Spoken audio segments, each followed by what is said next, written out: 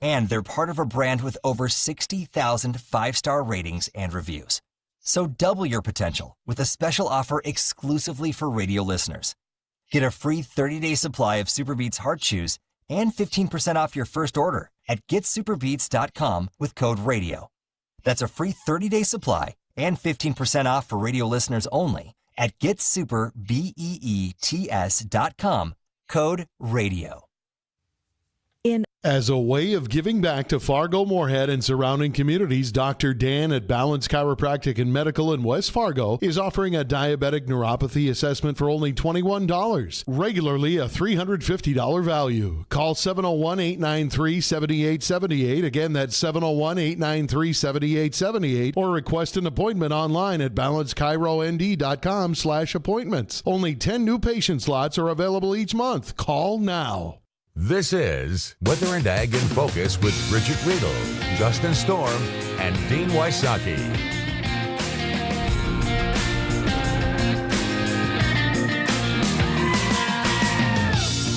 Oh, my God! And welcome to Weather and Ag in Focus. Thank you for joining us on this cloudy and some spots rainy afternoon. We have some showers that are mainly east of the river, stretching from about Fergus down through Elbow Lake, all that moving northeast. Another batch between Pelican Rapids, right around the Pelican Rapids, Perham area, moving northward towards Detroit Lakes. Also, a few light sprinkles have moved through the FM area. There's more down to the south, down around Hankinson and points southward, moving northeastward. So we'll be in and out of some light showers for the next hour or so. We might even see a break of sun after that. That's going to be important to see if we can generate any strong storms as we head towards evening. So they're coming through in a couple of waves, but temperatures have cooled off a little bit. Bridgette, you were just talking about that. And I was. After reaching temperatures in the upper 70s. And it didn't cool off overnight. When I took off this morning from home, it was kind of nice out, and then when the sun disappeared, she really cooled off, especially with the wind. It was warmer this morning here than it was in Phoenix. It was warmer. You're not going to see that too often. Was it a dry heat? It was a dry heat. Nice. Yeah, but temperatures up and down the area. Actually, a little warmer in the Northern Valley. We're looking at 77 in Grand Forks, 74 here in the FM area, 71 in Wahpeton. A little cooler to the south due to the fact that got a little more cloud cover. But again, I think we're going to see, after this first batch moves through here over the next hour or so, probably see a few breaks of sun. And then we'll be keeping an eye on the possibility of strong storms. But I think that's going to be confined the far southern valley and into Lakes country. Okay, so for this evening. Overall, not a 4-day soaker is what we're looking at. A little shorter. No. But we do have rain although tomorrow should be mainly dry. Thursday, Friday, we'll have scattered showers. I say through the next 3 days, unless you get caught under some of these thunderstorm complexes. A general quarter, maybe half inch. And that's good news for those who are still combining. You know, they're looking forward to being able to go as much as possible. Mm-hmm. And if we get those heavy rains, we see soybeans soak up the moisture, and then they're not going to be at the right moisture content when it's time for us to run a combine through there, which you got to do today. I got to drive a combine for the first time. Didn't tip it over. Didn't break the header. If you would have tipped it over in a flat field in the Red River Valley, that's a special skill most people can't have. You've never seen me drive. Thankfully, GPS took over most of this. Yes, they do. But it was a very interesting experience, yeah. I bet. I can't imagine doing that without GPS, though. It would have been fun. But it was, big thanks to our farmer, Jim. And were you in the middle of the field, on the end? Did you have a row of shame? No, we were in the right side of the field, so the whole left side was already taken care of. Okay, so Justin, when I say the row of shame, do you know what the row of shame might be? I know what the row of shame is. All right. Yeah. You want to tell Dean, or should I? It's when you leave a row or two on the side of your combine or the side of the header, so you get done and you got like 2 rows just sitting by themselves. Yep. But you can't with GPS. Oh, but you can. Okay, You'd really? be amazed. Okay. Because you plant on a certain number of rows, and your header should also be a matching number of rows, right? I mean, or at least a divisible number within that. Mm-hmm. fascinating how often you can still have the row of shame. Really? Yep. And if you're not paying attention to all those bells and whistles, because I bet there were a few going off, then you have cab corn. What? Cab corn. What? It's when it runs over the top of your grain tank and lands on the cab of your combine. Oh, that's not a good thing. That is not a good That's thing. not a good thing. See, Justin, when you're the grain cart driver, you can point all these things out to whoever's in the combine the day when you go to the field for our Here We Grow project. It's going to be fun. I'm hoping it's Dean. That is the hope. Well, actually, no, it might not be because you're getting out of Dodge here pretty soon. I'm leaving. I'll be gone all next week. A late little birthday present. Oh, by the way, Dean, happy birthday again. Oh, yeah. Well, I celebrate. Yeah, happy birthday again. It's only for a day or the 3 before it. Are you kidding? I've seen how we can drag things out on this show. Given time, we can continue this. Well, that's my present next yeah. week. I'll be It's gone in so Arizona, easy. so It's so easy. nobody robbed the house. I've got my guard dog there. He'll be watching over it. Pet He chicken. doesn't own a dog. Yeah. Still got your garage code, by the way. I'm going to put it up for auction this weekend. Yeah, we know those guys over at. I'll have to change that before I leave. We know everybody over at Steffes Auctions and Steffes Group. This wouldn't take very long. Yeah, right. Estate sale, Wysocki residents, swing by. Things going cheap. To get back. I get heard back there was home, a goat. Where's the goat? Where's the goat and the cow? The miniature cow. Is that where my pig is? Is my pig at your house? I will neither Love your confirm pig. or deny that. The last time I saw that pig, it was strapped on to the top of my hood. Yeah, my tiny little Fisher Price pig that fell out of the barn. And for those who are listening and aren't really sure what we're talking about, we are custom farming 20 acres of soybeans this year. It's called Here We Grow. And we are working with our farmer, Jim Hewland, near Prosper, North Dakota. And we are at the point where combining has begun. So Dean was in the combine today to take the crop off. And soon we'll know the yield. I don't think you want to say it yet, though. I think we want to surprise people. Or Are we done with the... contest? No, not yet. We're not done with it. So I'm in the combine, and I asked Jim. I'm like, well, how do you know what the yield is going to be? He's like, look at the screen. So it tells you while you're combining it what the yield is producing. Yeah, and your moisture content. Yeah. Yeah. So and I'm guessing it'll pretty much be like that for his whole field. Oh, yeah, Not it just the should one be. area. Yeah. So Justin, you lose. Hey, don't you say the number yet. Right, we got to wait. Yep. But what he's We trying to have to tell wait. us, he thinks he did better than we did. I think that's where he's getting to. Yeah. So if you want, go on to our social. Are we still holding the contest? We are still holding the contest. Yep, we are still hosting it. So log on to our social media page, Weather and Ag in Focus, on our Facebook, and look for the. This has been about a month or so ago. Couple months. No, more than it's that. pinned. It's Oh, pinned did you to pin the it? Top. Okay. Yeah, I pinned it So on the top. we are giving away a rain gauge. Yes, one of our Not very just nice. any ordinary. This rain is from gauge, though. Productive Alternatives. This is a heavy-duty rain gauge. These are one of the ones you can leave out all season long. It's not going to crack or break. And if you want to send a check or a bribe, I can let you know what our yield is going to be if you want one of those rain gauges. Hey, this is not times to announce your side hustle about betting. I also take Spotted Cow, Yingling, or Bacardi as Well, payments as number well. one, you're an easy payment. Number two, again, I don't need to know about your side hustles. So, but I do want people to, just like Justin was saying, go to our Facebook page, Weather and Ag in Focus, and chime in. See what you think our yield is going to be. We're looking forward to announcing that very soon. Mm-hmm. And better yet, we look forward to announcing what our dollar volume is that we will be sharing with Great Plains Food Bank as we pass that profit Mega on. dollars.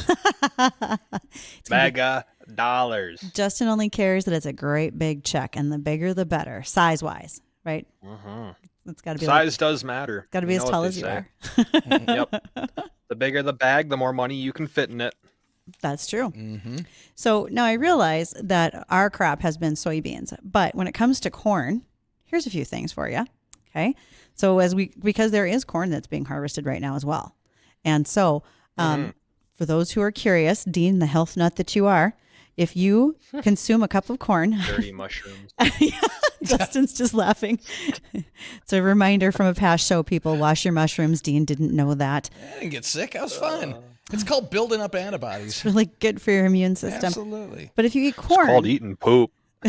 chicken or turkey litter. Thank you. All right, corn, 17% of your daily vitamin C, 24% of vitamin B and B9, 11% of your magnesium. You also get potassium, some carbs, protein, and a little fiber out of it. See, now, I was always told that there is no nutrient values in corn. There is nutrient value in corn, but have you ever noticed how when it's sweet corn on the cob, you'll eat like 8 cobs, whereas you would just have like 1 serving spoonful on your plate, and there's nowhere there near their equivalent, right? Because 8 cobs of corn is about 8 times what you would normally eat on your plate. Your body can only consume so much, and that's why there's only so much nutrient value that corn's going to provide for you. So you could have stopped at the first cob. And I see the look on your face, and we don't have to talk about all of this on air. We'll talk off air about the next question pretty sure I have some analogies. Are we still talking about mushrooms? No, corn. Yeah. There's some analogies that I have for it, but because yesterday our guest was a vet, I can't bring them up today because now they're going to be out of context. Right. So,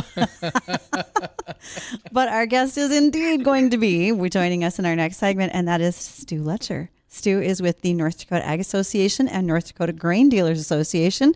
Stu, thanks for coming in studio today. Thanks for having me. We're going to have lots of questions for you. I hope I have answers. This is not going to be a problem. We are a friendly bunch. Maybe you've noticed. Yeah. Okay, and while we're doing this, I have a little Q&A. Both you and Dean and Justin. Okay, everybody in on this. First of all, what's the percentage of corn in the U.S. planted to sweet corn? What do we got? Guesses, anyone? What percentage of corn is sweet corn? 27. 4. Closest without going over, Justin at 4. It's actually only 1% is sweet corn. Oh, geez. Wow. Yep, so it's very small, but yet that's everybody's favorite kind of corn, right? That's the one that we all want. I don't know. Every once in a while, I'll just break off a cob of some, the feed. It's a little chunky, but it's not bad. Yeah, with those dried kernels, that's when it's grain. Before that, when they're soft, that's when it's a vegetable. You're just trying to make some whiskey in the garage. That's all. A Red Pine Distillery up at Grand Forks. 51% corn. And this is why you should always have plenty of green growth around you. An acre of corn eliminates 8 tons of carbon dioxide out of the air. Wow. There's a fun fact on greenhouse gases. Say that again. 1 acre of corn eliminates 8 tons of carbon dioxide from the air. How much? That's got to be more than.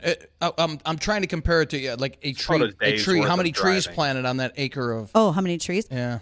I would not have a comparison to that off the top of my head. I'm sure we could find it. Hey, Bridgette, I got a question for you. After corn is combined, and what happens to all the chaff afterwards? Does it just get tilled back into the soil, or what do they do with all the remnants? Well, there's 2 things you could do with it. If you recall our discussion with the guys at Big Iron about Tillage Tuesday, you may leave the corn lay in a no-till situation, and then you're going to come back and plant through that plant residue so you don't have minimal soil disturbance to plant your next crop. Or you can have chopping heads. You can have some very aggressive tillage tools where you can chop up those stalks into smaller pieces.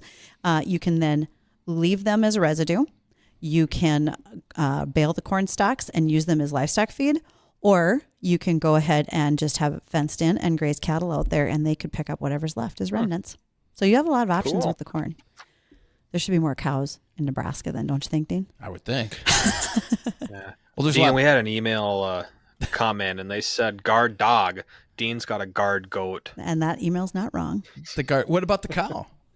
Remember, we got the cow too. Well, Bessie's stuck on the second floor, man. I do have the goat, and if you come into my yard, that's exactly what you're gonna hear. Hey, you know why that goat's still on the second floor? Their knees don't bend to go downstairs. They can go up, but they can't come back down. That's why I've got a slide coming out of the top window. Just kind of push them down, and that's what happens. Welcome to Dean's Amusement Park in South Fargo. Okay, got it. Any other corn facts? I have lots of corn facts. Like each kernel has a silk attached to it. So all those silks hanging off the end, that's exactly how many kernels would be in the cob underneath the husk. Interesting. How long does it take a cob to come to full fruition? So your variability, like when you talk to someone about buying your hybrids, they will tell you their day length. And that's how you would know if it's a 78-day corn or if it's a 120-day corn. And it varies by where you plant it. We have a shorter growing season here in the Dakotas. So we're going to plant shorter day corn varieties versus what you see in Nebraska, Kansas, et cetera, where they're pushing some longer terms. Right. Then the very far southeast part of the U.S. is where they will double crop, where they can plant a crop, particularly like soybeans, harvest it early enough that they can plant a second crop right after that within the same growing season. All right. I got another one here. I know we got to hit to break, catch up with Yep. the Ag Network and get our guest on here, but I got to know because I'll forget if I don't. Okay. What's the purpose of selecting? Like, what's the difference between doing like an 80-day corn and a 120-day corn? Is there any difference or significance to why you would do that, or why wouldn't everyone just try and pick the shortest variety corn and get it as soon as they can? Okay, let's talk about that after we come back. How's that sound? Sure, that sounds good to me. All right, I'll have an answer for you that. We also have our guest, so stick with us. We're going to visit with Stu Letcher from North Dakota Ag Association. We'll be right back.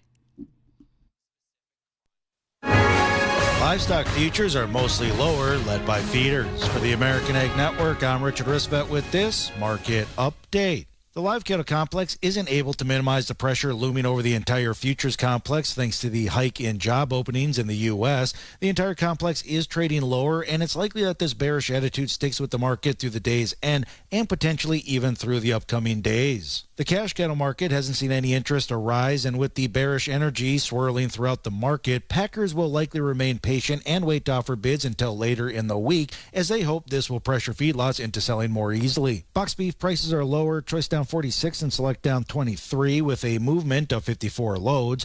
And as for the feeders, it's a bloodbath. The market is seeing $4 to $5 losses across its market as traders bear down after seeing that spike in U.S. job openings. This news won't likely sit well with the Federal Reserve and most likely ensures an interest rate increase, which is where the feeder cattle's market queasiness is coming into play, as buyers are expected to be buying more calves this month as the fall run is officially underway. Now, as for the lean hog market, they're weathering the news better of more job openings being available than any of the other markets. But at this point, cash prices have been lousy this week and pork cutouts have been mixed. We're going to look at the livestock numbers. You're listening to the American Ag Network. A promise is potent, born of intention, fueled by commitment. It's seeing things through, always showing up. And we know a thing or two about promises here at Susan G. Komen. Over 40 years ago, we locked arms with you toward one vision: a world without breast cancer. By investing in life-saving research and standing up for patient rights, we are shifting the system so all people everywhere get the care they deserve. Because if you've just been diagnosed and don't know where to turn, we've got you. If you can't afford the treatment you need, we've got you. And if you are driven to raise money to honor the best friend you've just lost, we have a place for you here. Because of you, we're supporting those who need help today while tirelessly searching for tomorrow's cures. Ending breast cancer needs all of us. Visit Komen.org and be a part of the Susan G. Komen community today. Let's get a look at the livestock numbers. Live cattle October down 210 at 182.32. December down 265 at 185.70. February down 277 at 190.40. And the April live cattle, they're down 270 at 193.50. Feeders October down 482 at 248.50. November down 542 at 250.27. Lean hogs October up 37 at 80.22. December down 50 at 69 even. And the February lean hogs, they're down 107 at 72.85. With crude oil trading up about 70 cents at right around $89.50 per barrel. For the American Ag Network, I'm Richard Ristvet. This is Weather and Ag in Focus with Bridgette Readel, Justin Storm, and Dean Wysocki. And welcome to WDAY Weather and Ag in Focus.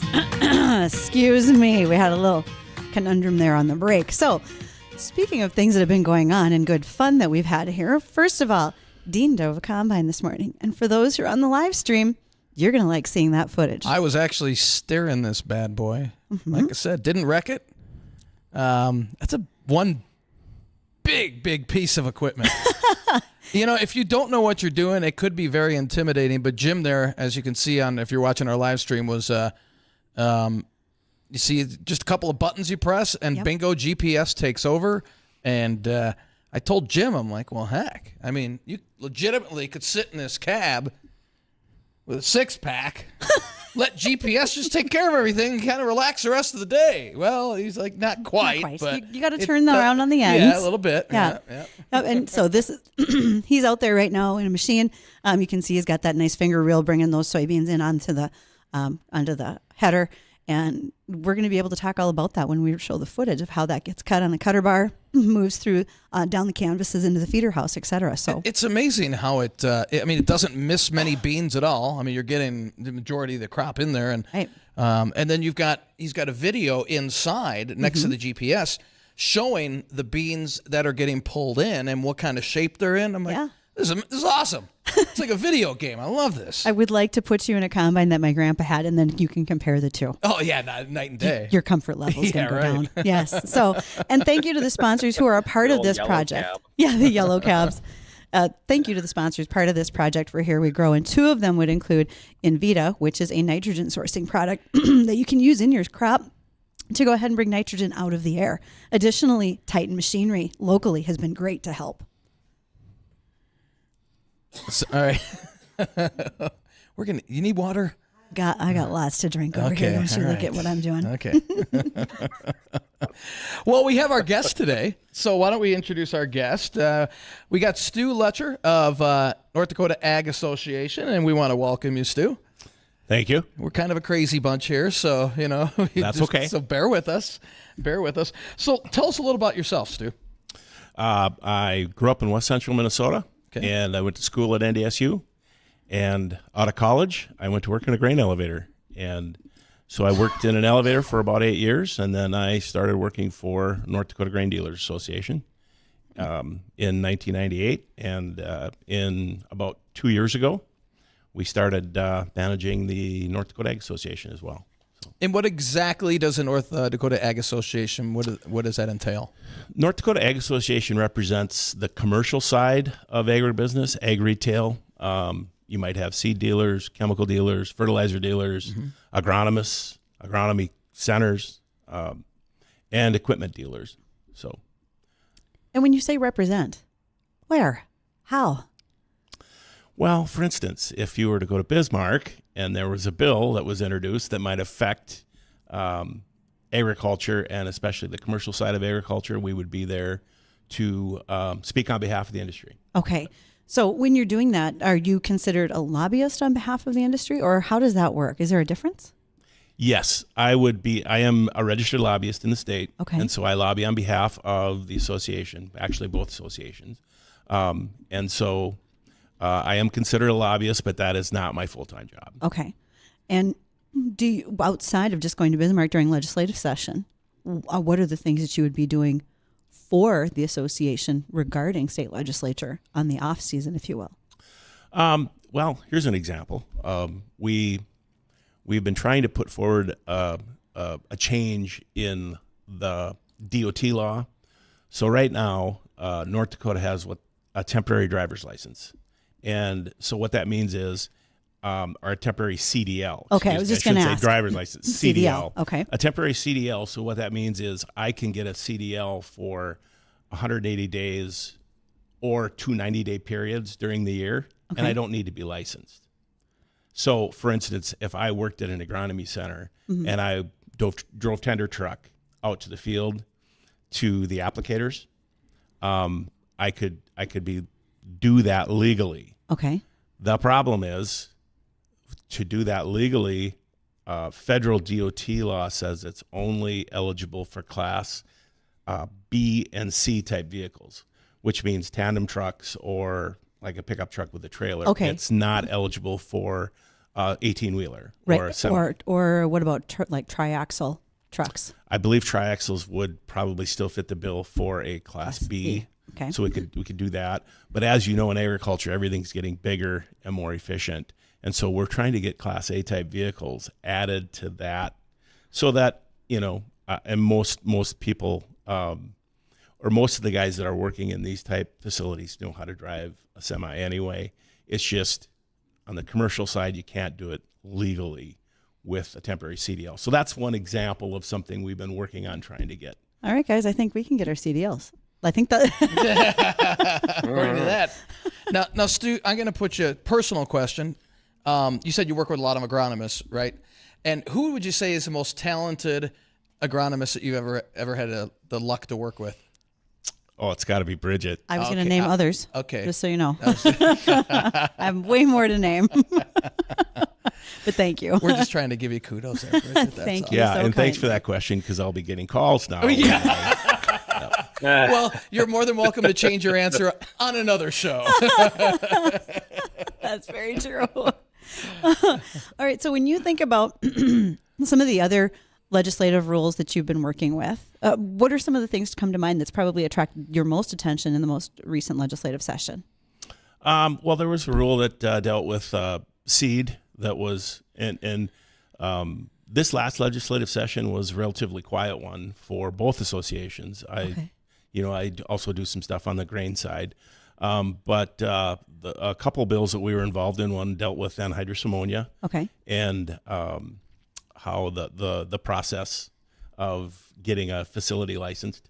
One dealt with seed that I mentioned and kind of the brown bagging law and how that is, enforced. But they weren't real controversial bills. They were pretty common sense stuff. So you use some terms there, though, I think we need to explain. One of them would be brown bagging seed. Who wants to take that one? Justin, are you ready to announce brown bagging seed? That's when you pack a lunch for school, but there's no food. It's just beans. So close. All right. We'll try to answer this instead. What was it? Brown bag what? Brown bag seed. That's when you go to a Chicago Bears game and you put a brown bag over your head and you're carrying sunflower seeds into the stadium. I go with that one. There you go.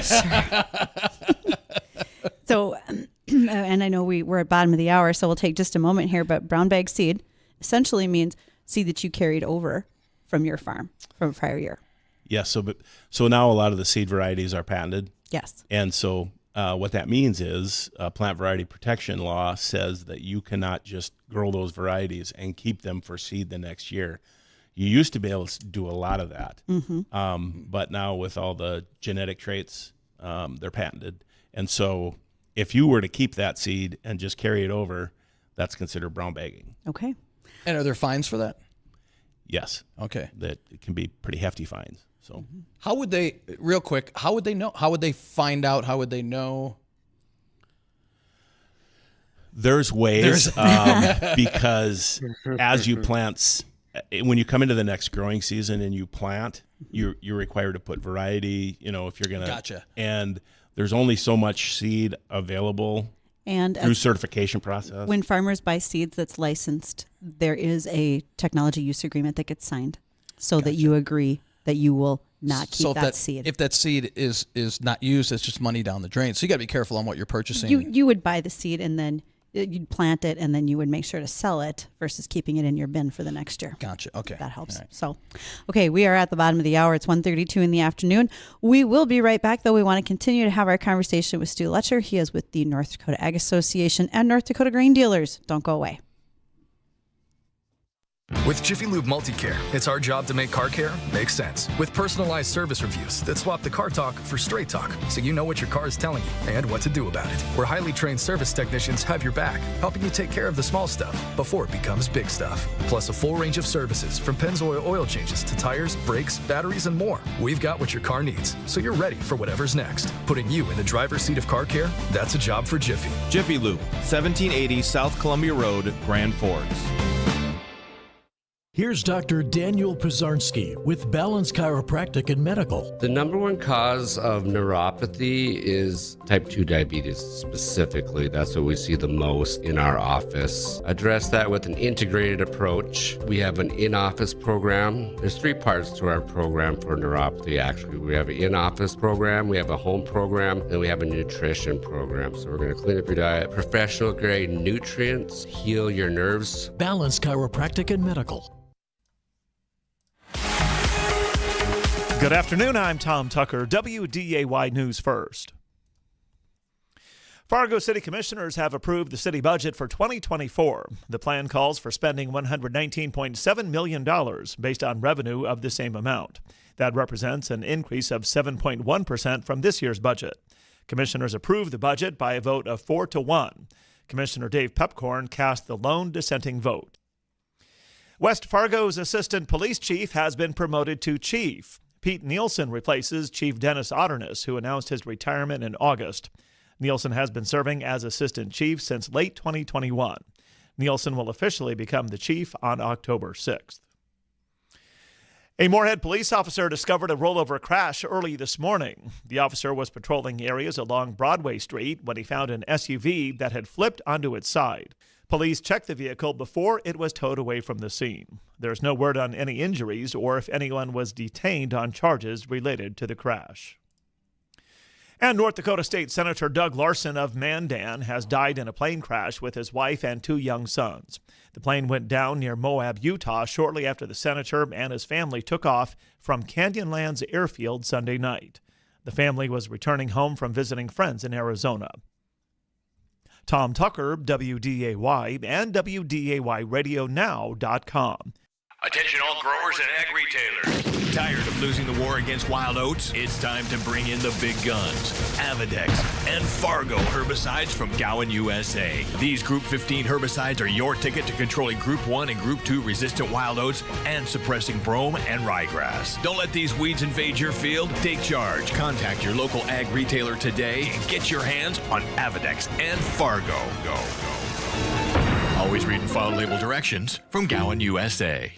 Here in the Red River Valley, many things have changed over the past century, yet we continue to work hard, and hard work requires the right boots. At Red Wing Shoes, we create every boot by hand. We are a company rich in history, heritage, and pride, and we're committed to making shoes that fit the job. Boots that are strong and good-looking, that provide comfort and stability. So no matter the size of your feet or the demand of your job, Red Wing Shoes have the boots for you. Stop in and see for yourself at 3003 Main Avenue in Fargo. Red Wing Shoes for ultimate durability.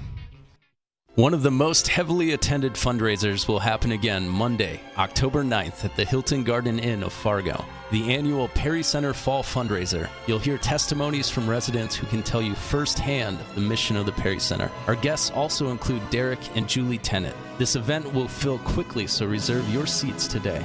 Go to perrycenter.org. That's perrycenter.org. Monday, October 9th, 7 to 9 p.m. The Perry Center, a loving home for expectant moms. Weather and Ag in Focus on WDAY Radio.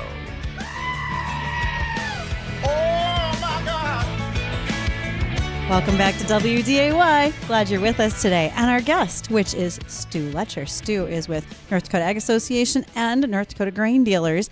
And before we went to break, we were visiting about a number of things when it came to seed, et cetera. But it's not just what you do legislatively, Stu. What are some of the other perks and benefits that members of North Dakota Ag Association would receive from being a member? Well, we do a golf tournament or several golf tournaments. A couple of them for sure. There you go. I do 3 now because I do 2 for the Ag Association and 1 for the Grain Dealers. Oh, is Grain Dealers in Jamestown? That's in Jamestown. Okay. Yep. Dean, get the clubs out. I'm ready. Every summer. Always ready. Hawk Tree, and then also King's Walk. Hawk Tree's on my bucket list. I heard that's beautiful. Awesome. It is a good course. Yeah. I might recommend you don't go in the rough. Yeah. I try not to. Yeah, but there the wildlife will get you. Snakes. Yeah. Yep. They're there. So well, I'm used to that in Phoenix. So okay. Goes in the rocks. You leave it there. So golf is like your fundraising event or more of a networking event for your members. Yes, we do.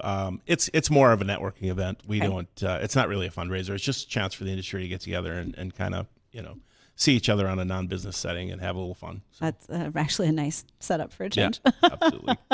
And as we were talking on the break, you have a couple of big meetings you're going to have to plan for here in the near future. Yes, we have we've kind of changed the name. It used to be called the Northern Ag Expo. Now we're calling it the NDA Agribusiness Expo. And it's kind of a reflection of the venue change that we used to be in the Fargo Dome, and we used to have bigger exhibits, and we've kind of downsized the exhibit area, not downsized the exhibit number, just the size of the exhibits. We're going to go to smaller, and it's going to be at the Avalon Event Center at the end of November. So, and in doing that, is that a trend that you're seeing with other associations and how they do their events as well, going from all of the equipment on display to something smaller and more of a booth type setup? Yes, that's a trend not only in North Dakota, but I'd say across the ag state. All of my counterparts that I've talked to from other states, the same things are happening. And so we're trying to make it more of an intimate setting, more of a networking setting. We still want you to come out and visit the booths, but relaxed atmosphere, and we'll have some educational programming as well. And so, if you're not busy at the end of November, come on out. And when you do this event, first of all, free parking, free admission, I bet. Free parking, free admission. Nice. And what else, as far as the association is concerned, there have to be some other things that folks are getting out of that as benefit. And do you see that you roll up to like a national level as well, or do you primarily focus on what happens in North Dakota legislation? We actually look at both. Okay. So what happens on the national level kind of drives what happens locally a lot of time. And so we're looking at trying to bring in some people from some of the larger chemical companies to discuss regulations and what's happening on the national front. I'm sure you're aware of the EPA proposed regulation on chemicals. That's going to be a big topic this year. Yeah. And that's one we can talk about a little bit. And when you say EPA, you're talking about the Endangered Species Act along with U.S. Fish and Wildlife, correct? Actually, I think it's an EPA proposed rule, but it's part of the Endangered Species Act. So I guess they both kind of come into play, and it would create some limited use areas for some chemicals in different parts of the United States, and there are some parts of North Dakota that would be affected by that rule. And so when we're talking about chemicals, we mean pesticide use, primarily herbicide, but it can also affect insecticides, et cetera. And the Endangered Species Act has always been a notation on federal herbicide and pesticide labels. The only difference was a lot of times it was overlooked. It wasn't something that people thought about very much. But that is changing as we start to think about buffer zones, being more aware of highly erodible areas, and then the endangered species, which can be plants, animals, and insects. And even fish. Oh, yes. Yeah, absolutely. Now, Stu, are you tied in with the Farm Bill at all?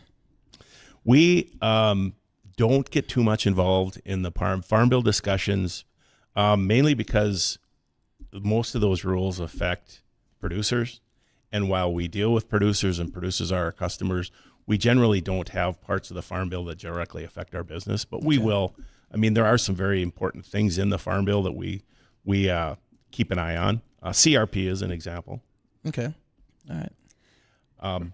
And we did mention. Wondering that. Oh, go ahead. Sorry. Go ahead, Stu. Yeah, finish up, Stu, and then Justin. What I was going to say is we did mention we were at a Farm Bill roundtable earlier in August with Senator Kramer, and we did mention our DOT rule to try and get that. So even though it's not really part of the Farm Bill, we would made sure we got that out there. So I was wondering, what else do you do with the North Dakota Grain Growers Association? What's that about? Well, the North Dakota Grain Dealers Association is kind of a sister organization of the North Dakota Agricultural Association. They're both deal with the commercial side of the ag industry. The Grain Dealers Association deals with the grain after it comes off the field. So I'm on that side. We're representing grain elevators, feed mills, grain handling facilities, grain processing. So once the farmer has put the inputs on, gotten the crop off, he's got to bring it to market. And that's where the North Dakota Grain Dealers Association comes in. Well, that's what we're going to have to do when our soybeans go into the market. We're planning on taking them into an elevator locally. So does that mean you're going to help us decide if we should sell our beans right off the combine or if we should hold them for a little bit and there'll be a bump in the soybean market? I can give you some advice, but if I were that good, I wouldn't be sitting in this chair. That would be good to know. Yes. And when you talk to current grain dealers, with so much consolidation and so forth that's happened, how does that affect the association in a positive way? Yes and no. I guess it depends upon. We're getting smaller and bigger, if that makes sense.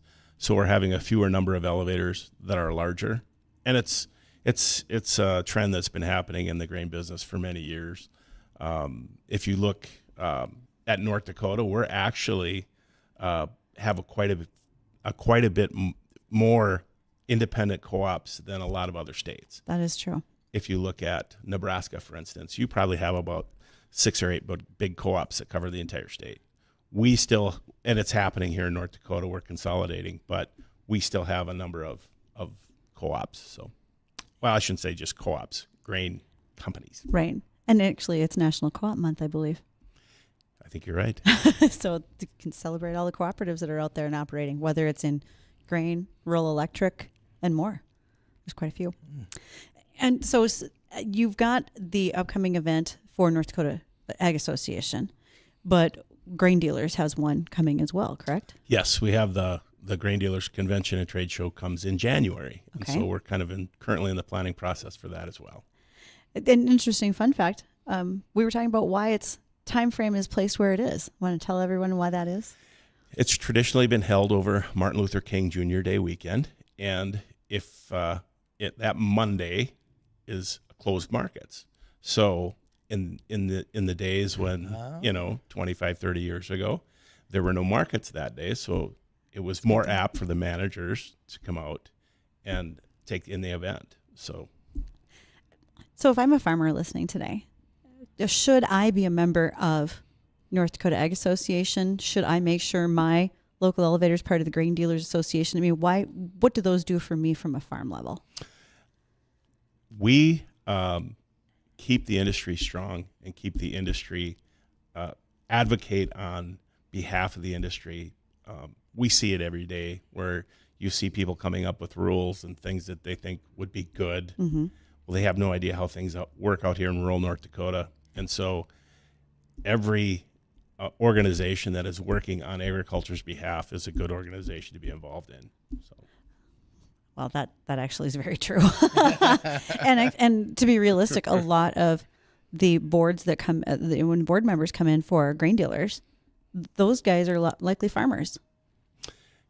That is true. A big majority of the people that do attend the convention for the Grain Dealers are farmers that are on the co-op boards. Yeah.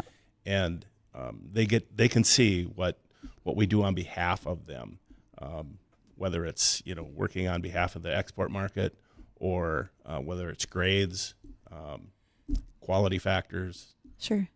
There's a lot of different fronts that we can help them. So, as speaking of those fronts, how they can help, or you can help, how would people find you if that was something they wanted to do? Where's the best guess? Probably best way is just to go to our website. Okay. And NDAA.org for North Dakota Ag Association. Okay. And NDGDA.org for North Dakota Grain Dealers. Ever get those mixed up? I have, yeah. Obviously, I went to the wrong one. It can happen.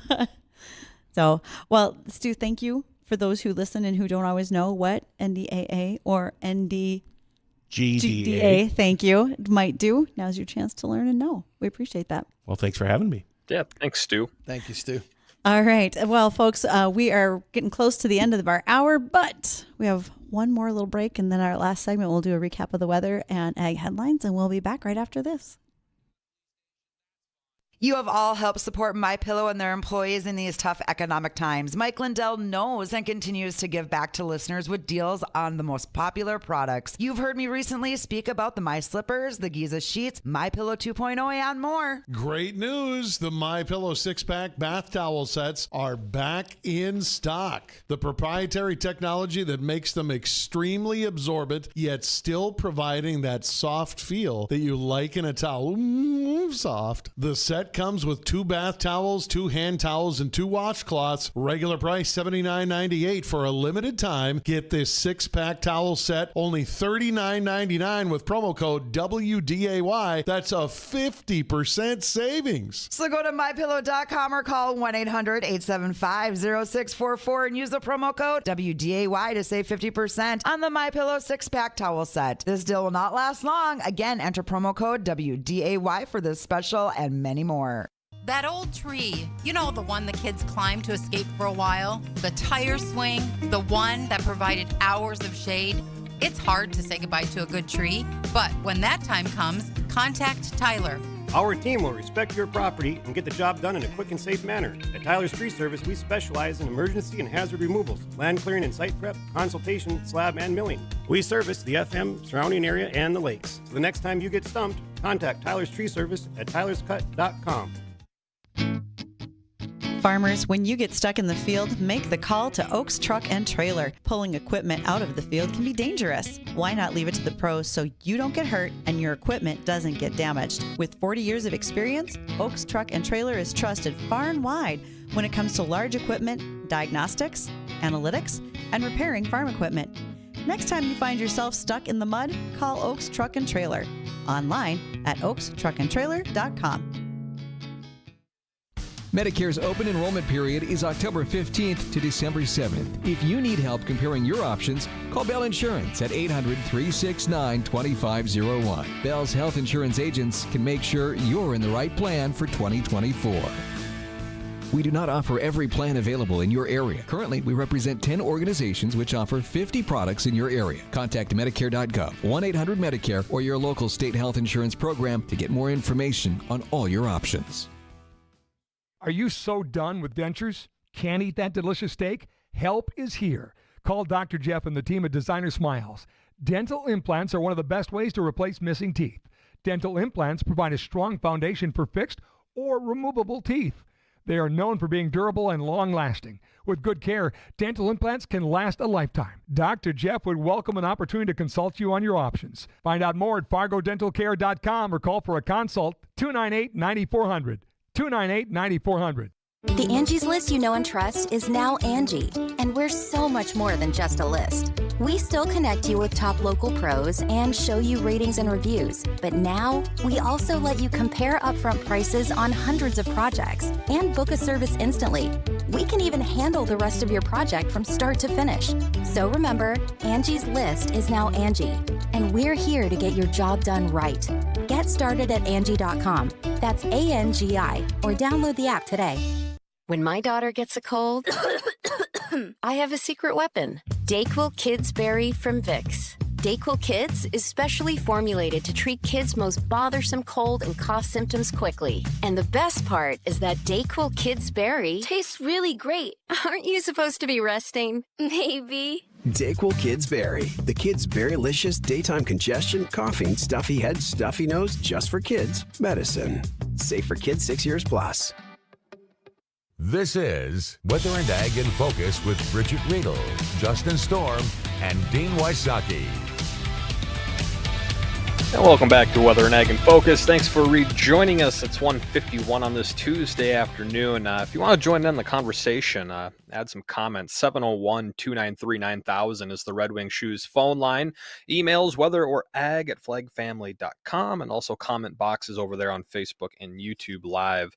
We just got done speaking with Stu Letcher. We're talking about the North Dakota Grain Dealers Association. If you want to go back and listen to that conversation, if you're just joining us, you can find it on the website, WDAYradionow.com, or the past live streams on our YouTube or Facebook account. That's just Weather and Ag in Focus. We're going to go back to a question from segment number 1. We were talking about corn facts, and Bridgette, I'm sure you probably still have a few corn facts to share with us, but I was wondering, what's the difference or the significance in the day length of corn? And I'm thinking, is there a plus for growing a longer variety corn, or why wouldn't everyone just want to pick the shortest corn? Because then you don't have to worry about getting it in by a certain time, and you can just harvest it whenever you're ready. You're not contingent to what the weather is. You know, there's more leeway time there. We're not waiting on snow to fall and then you can't get in. What's that significance of the day length of the corn? Why pick a longer variety over a shorter one? Well, my first deal is to tell you, here's my disclaimer. I am not a corn seed agronomist, but I'm going to give it my best shot. I didn't even stay at a Holiday Inn Express last night. So when you think about your day lengths, you know, and like you said, why doesn't everybody just plant like 78-day corn? Exactly. It truly matters on where you're growing. And are you trying to chase a bigger bushel? Yes, you are. So for instance, if you're further south of us and you're on a 109, 115-day corn, are your bushels potentially going to be higher than if you were raising a 78-day corn at Grand Forks, North Dakota? Yes. Your best yield potential is when the seed is still in the bag. Once you open the bag and take it out and put it in the ground, all bets are off. What can change? Weather, right? Water, cold temperature, soil temperatures. What do you get for heat for the summer? That's going to change how well that corn goes to maturity. You're picking your day length to make sure that you don't have too long of a day. So for our neck of the woods, if we were to get an early frost and our corn's not fully matured yet, we aren't going to get a solid yield out of it, right? It might not be at the right moisture, and then we have to spend extra money to dry it through propane dryers, or it's just completely not a good crop and we can't even harvest it or would have to silage it. So everybody's picking based on their growing season and chasing their corn bushels. If I were to take a guess at corn yields, at what people are targeting, and I want to go lower so that you are well and delighted when somebody calls in on the Red Wing Shoe phone line at 701-293-9000 to tell me if I got these right, and please feel free to do that. When you think about what we're averaging for bushels, I'm going to say statewide for corn, so this includes some of our further western areas that aren't as big a corn growing regions. Statewide North Dakota, we're probably looking at 150 bushel. Okay, 150 bushels per acre. As you go south, you have folks that are easily in that 200, 225. Okay. What's average? That would average across the U.S. somewhere between those two. Okay. Because we just have some regions that aren't as heavily corn growing. Now, Dean and I were looking at an article before we even came on air today in regards to where we are for harvest. I just need to pull that up. And we were, oops, that's the wrong one, I think. The USDA crop progress report says that we are 23% harvested right now. It does not give me an average on bushels, but then we also are about 40% planted on winter wheat across the U.S.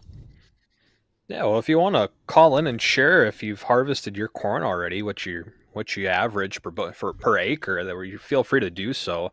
I got a buddy down in southern Minnesota. I think he's shooting for around 200 bushel corn. Yay, go for it. When they go to harvest. So I got a question. I think that's what they were estimating. Sure. Speaking of corn, I have a question for Bridgette here because I asked Jim about this. Our farmer. Is it a corny question? And it's kind of a corny question, and Jim wasn't sure about North Dakota state laws. So you're driving down 94 towards the cities, and during the wintertime, and you'll see a couple of rows along the interstate that the farmers leave. Yes. Well, the state of Minnesota pays those farmers for lost yield on those. Yes, because they're a snow break. Yes, exactly. Does the same apply in North Dakota? Do the North Dakota farmers along the interstate get paid to leave a couple of rows up for a windbreak? Not as far as I know. I don't. When I see corn rows like that, it's maybe being used where they're interseeded with dry beans. So if you're someone who knifes your dry beans into swaths, the wind doesn't come along and roll them up and blow them across your field. So that's where I'll see corn being left in strips, but I don't see it being used along the interstate as a windbreak or a snow fence. Interesting.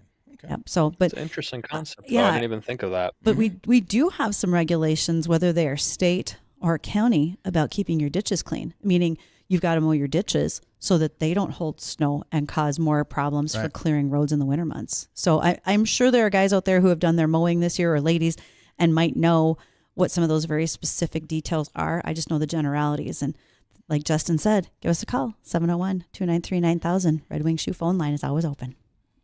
We have time to hit an ag topic here? We might. What do you want to talk about? Oh, let's see. Well, how about the electric tractor being used in the Midwest? Oh, okay. That's coming up tomorrow, and that's pretty cool. I'm sorry, that is tomorrow. That's okay. I can talk about that. So that electric tractor, most of the time we think of an electric tractor as not being nearly big enough, right? So this is happening down at Missouri State. So Missouri is working on whether or not one of these Monarch electric tractors would be good to use. And they said it's really cutting edge technology in the Monarch. It's 4th generation electric, totally autonomous. And here's something I hadn't thought about. If you were disabled, you would be potentially able to operate this tractor remotely or with a joystick if you had limited mobility. And we actually have farmers who they've used lifts to get into their tractors or their combines, and they may not have the mobility to drive like we normally would, but these electric tractors with more autonomous features on them, you could possibly do that as someone with more limited mobility. Well, even with the GPS on the regular combines and tractors, eventually it's probably going to get to that. Where you can run it with a joystick. We are seeing those changes every year. It looks good. Get your flight sticks out, folks. There you go. Well, for Justin, myself, and for Bridgette Readel, we want to thank you for joining us here on Weather and Ag in Focus. Be sure to join us tomorrow from 1 till 2, The Jay Thomas Show. It's coming up next.